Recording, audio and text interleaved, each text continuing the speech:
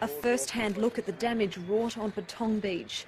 The Foreign Minister shocked to realise just how much destructive power the tsunami had. My impression is that the force of the waves was much greater than people imagine, and that clearly explains the large number of casualties, that it just crashed through, even breaking down concrete seawalls. It's amazing how much strength the waves had.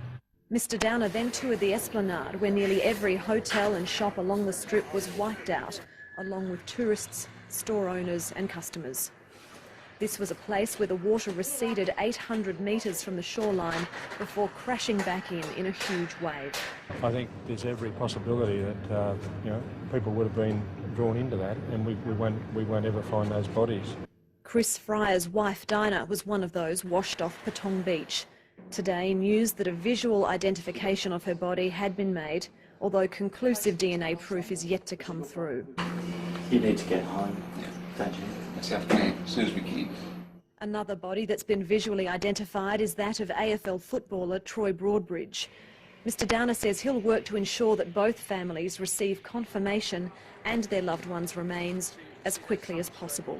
The international criteria have to be met, but where there is some kind of visual identification, it does make that process easier, and we hope that they can therefore be processed a good deal faster.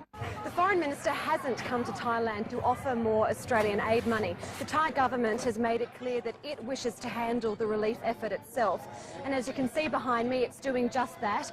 These boxes of food and clothing and toiletries are heading to the people of Patong Beach.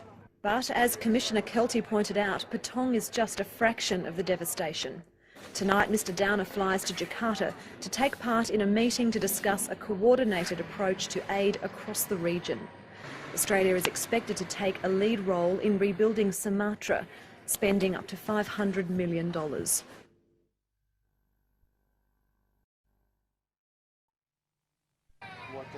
For the 11th night in a row, Surin Surisukiau will sleep under the stars. The fisherman is homeless, his wife is dead, and his boat, his livelihood, was destroyed in the tsunami. He and his 3 children lived in Nam Ken, a fishing village north of Khao Lak. Nam Kem no longer exists. It was swallowed by the sea along with 3,000 people, 90% of its population.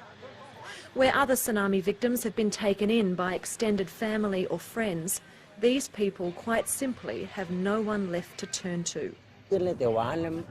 I'm alive, but I have only what the government has given me, Surin says. I don't know what will happen about the future. I don't know how my children will go to school.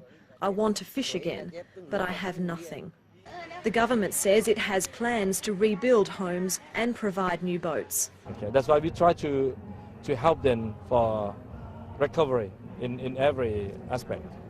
These people are also waiting for the assistance the government speaks of. So far, they have received only a few bare essentials. These people have lost just about everything. Finally, today, they're collecting things like toothbrushes, toilet paper, bedding, towels, even shorts and a t-shirt. 20 kilometres down the road, bodies are still being brought into the main mortuary. While it's the forensic teams who collect DNA, fingerprints and dental records, it's an army of volunteers who move the corpses from body bags to coffins, feed the workers and face the devastated families. Bjorn Enstrom flew over from Sweden when he heard of the tsunami. Because I have been in Thailand so many times, I think that I can give something back to Thailand. Jeremy Khan works here in Thailand and says it feels good to be helping out. It's not as disturbing as you might have thought it would be, like the gruesome kind of details, which is pretty gruesome, but it just seems to be the right thing to do. While the volunteers worked into the night, an interfaith memorial service was held in a Phuket soccer field. Monks chanted prayers for the dead after Christian and Muslim leaders paid their own respects. It came as Thailand's media begins to question the death toll here. It's remained at around 5,000 for the past few days, but some rescue workers are suggesting it could be as high as 10,000, leading to speculation that the government is downplaying the event to save the tourism industry.